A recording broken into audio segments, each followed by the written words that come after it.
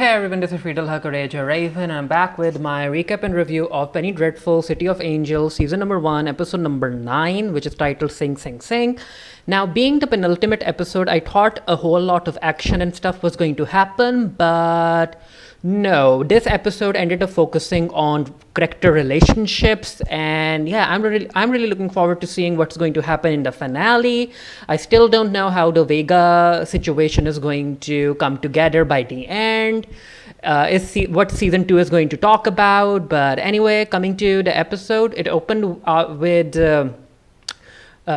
Santiago helping patch up Louis because apparently he got shot. Maybe a bullet grazed his hand, and he's unhappy about being attacked and his car being destroyed. And Tiago is like, Louis, we'll get you a new car. And then these two talk about who it might be who ended up attacking them. And they're like, maybe it's Adelaide. And Tiago is like, I don't think so, because he's hooking up with Molly.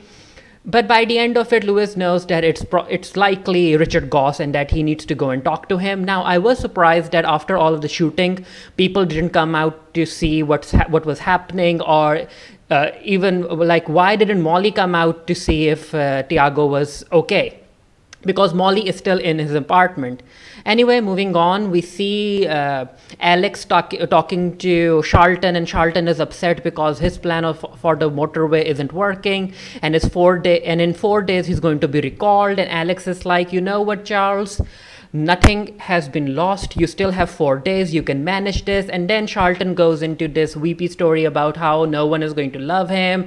He's a failure and he has no purpose in life. And Alex is like, sir, I love you. And Kurt loves you. And I need you to be strong. And then she recommends that he goes and talks to his father, because his father is apparently a very important person in Los Angeles. Coming to Dr. Kraft's house, we see Maria washing dishes, and Elsa and Peter Kraft are talking about the family and how the kids are coping. So Peter is very aware that he might have rushed things, that he wants to make his kids feel happy. And then Elsa says that give them time, they're kids, they'll be happy soon enough. And she says that they should start doing stuff as a family. So they all decide to go and watch Robin Hood that night, and Peter goes to tell his son, because one of his sons enjoys Robin Hood, so he goes and tells him about the movie. While that's happening, Elsa ends up deliberately spilling a cup of orange juice, and she's like, oopsies, I think I dropped something. And Maria is like, don't worry about it, I'll clean it up. And this is where Elsa and Maria talk, and Elsa is like, I was hoping that we would be friends. And Maria is like, you know what, you're better off howling at the moon. I really like their interaction, and I can't wait to see Maria do something to force Elsa out of Peter's house. But yeah, let's see what happens. We see Louis going to meet Richard Goss at a restricted club, and he goes in, and there are other two people already sitting there, and Louis is like, do you know that he's working for Adolf and he's a Nazi? The two people excuse themselves, and this is where Louis and Goss talk to each other, and Louis is like,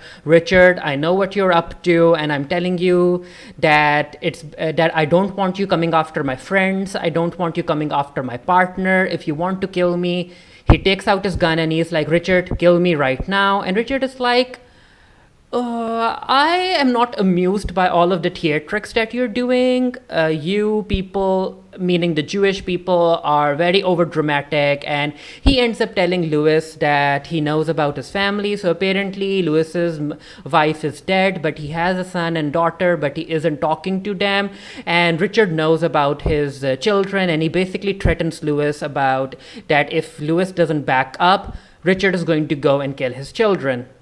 And there's a moment where it seems like Louis, when he's picking back his gun, he might end up shooting Richard Goss, but he thinks otherwise, and he warns Richard that he needs to be careful because this isn't over. We see Tiago and Molly walking on the beach. They're at the secret cabin where she had an affair with Hazlitt. And again, I'm still no, like who ended up killing the Hazlitt family? I need to know. But anyway, these two are talking about a relationship and how they want, and Molly wants to make it more public, and she enjoys her time with Tiago, but it's like they're in prison, and she ends up telling Tiago that remember the time we went to the pier and we went to the carnival or the fair? That's what I want to feel again. And Tiago is like, you know what, Molly, I'm going to take you out tonight. Charlton decides to go and meet up with his father, and his father is a very rich man. Like the driveway was so long, and he has an office inside his house, and he's so busy that Charlton had to wait for him. And even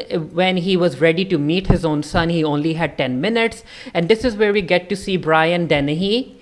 He died in April of this year, and this episode is dedicated to him. So Brian Dennehy is Charlton's father, and Charlton tells him that he needs his help, and that apparently it turns out that the Townsend family is responsible for creating all of the roads and the infrastructure in Los Angeles, and that's why his father is so rich. And Charlton is like, I want to continue our family business, and that's why I want you to help me make the motorway that I want to. But his father is like, Charlton, you are in the past. The future is airplanes. I'm already working on creating a new airport and all of that stuff. So I'm not interested in roads anymore. And he tells Charlton that the reason that he isn't helping his son isn't because he's queer, it's just that Charlton is a very weak man. So, of course, Charlton has to walk out of the office. We see Louis going to meet the mob boss that he met all those episodes ago, and Louis tells him that, you know what, Richard is planning something, and yeah, also Richard is after the smart kid that we have in hiding, so I need your help. And the mob and the mafia, or I think it's the mob, right? And the mob boss is like, if you make me your friend, you'll have to be my friend's lifelong until you're dead. And Louis is like, you know what, let's just get this over with. We see Maria coming back from Peter Kraft's house, and she gets off the bus. She sees Raul, and Raul is looking at all of the equipment that's still there because they were going to build a motorway here. And apparently Raul, after coming out of the coma, hasn't been feeling well. It's like his life doesn't have a purpose anymore, but he needs a purpose. And Maria is like, you know what, Raul, you'll find your purpose when it's time. However, right now, I need you to take me out. I need to have some fun. Louis calls his friend to let him know that the mob boss is going to come and pick up her and the kid. He then goes with his officer, and it's time to transfer Diego to an actual prison. While Louis is walking with Diego, he tells Diego that everything is going to be fine. The prison know what you did, and you'll rule the prison. And yeah, the rest of the police officers aren't happy about it, and you just know that they're going to do something.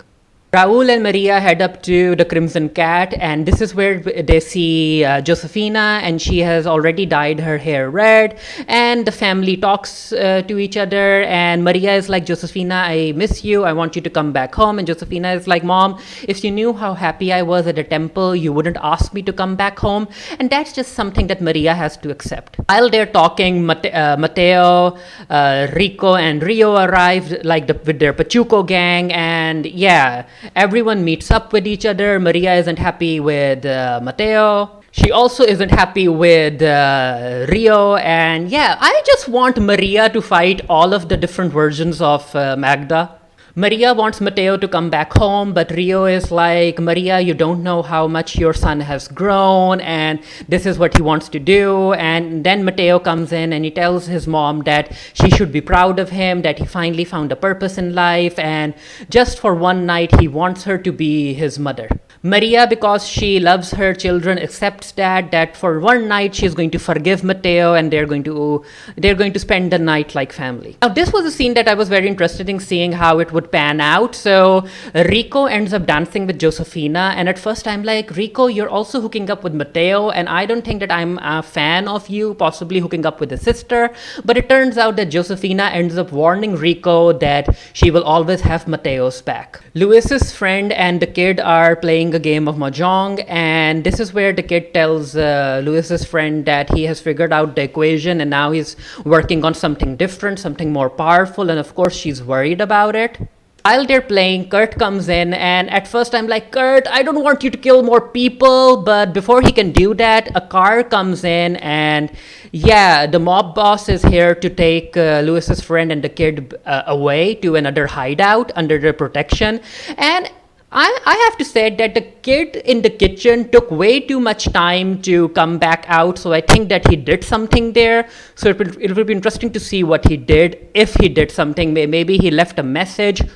I'm not really sure. On their way to the movies, there's a whole lot of traffic, and Tom is like, Dad, are we going to be late for the movie? Peter is like, no, we'll reach there in time. And this is where he tells his kids that when he was young, there weren't anything like the cinema or theaters, and a man came with his projector and he showed them images, and looking at the images, Peter realized that there's a better life outside of him, and that's why he decided to come to America, Los Angeles, and build a new life for himself. Tiago is taking Molly out on a date, and these two talk about how, well, basically it's like, yeah, these two are going to get married.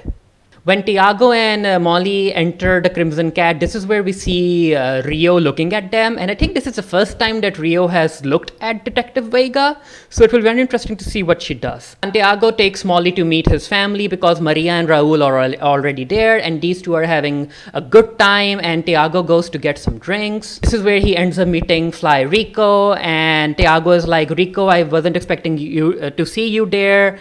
And Rico is like, are you going to arrest me? Tiago is like, no, I'm off duty, and Rico ends up paying for the drinks, and yeah, there's a whole lot of tension there. As Tiago is making his way back, this is where Maria realizes that Molly is actually Sister Molly, and she isn't happy about it. She doesn't want anything to happen to her family, and she doesn't like Sister Molly. An argument occurs, and everyone is yelling. Josefina notices Molly, and Josefina is like, Molly, why didn't you tell me that you're dating Santiago? And yeah, everyone is fighting. Molly is like, I need to get out of here, and Santiago is like, no, Molly, I need you to stay. And this is where he tells his family that all his life he has been feeling incomplete. He's not white enough, he's not Mexican enough, he's not enough of a son, he's not enough of a Catholic. So he basically stands up for himself, and he tells his family that they need to accept him for who he is. He is Santiago Vega, and he loves Molly. And Maria is like, you know what, Tiago, I love you, and she accepts him for who he is. Tiago and Mateo also talk, and Tiago really wants Mateo to come talk to him because he can feel that Mateo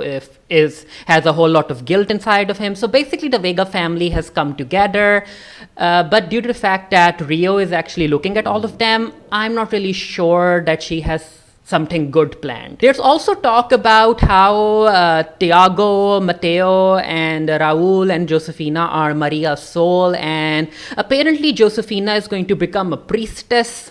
Who knows? So while everyone is dancing, remember when I said that it felt like that the police officers were going to do something? Well, turns out that while they're taking Diego to prison, they stop the car somewhere and they end up handcuffing Louis. And yeah, they're going to kill Diego. Everyone's laughing, everyone's having fun, dancing, but it's clear that the actual danger outside still continues. And Louis just looks at Diego being hanged. He's unable to do something, and this is where the episode ends.